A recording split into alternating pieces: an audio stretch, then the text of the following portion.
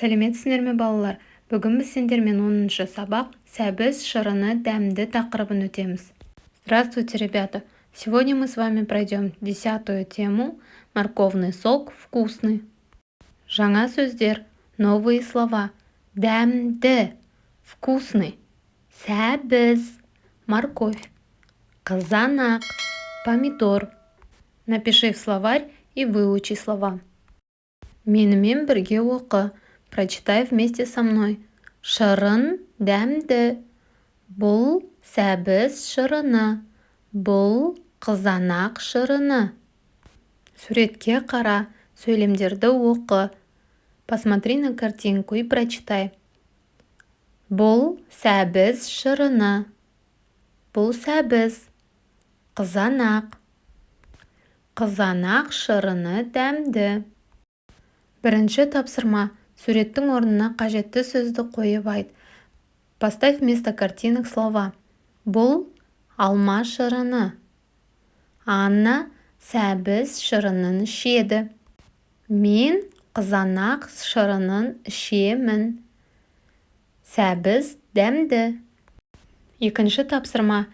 Суреттегі жемістерді ата. Назови фрукты. Бірінші. Апельсин. Екінші. Алма. Үшінші. Қызанақ. Төртінші. Анар. Үшінші тапсырма. Анна мен Анель қандай шырын ішіп тұр? Айтып бер.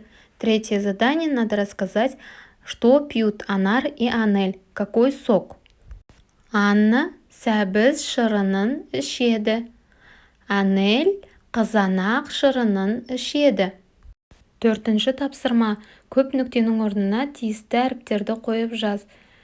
Напиши, вставляя пропущенные буквы. Поставь видео на паузу и попробуй сделать сам.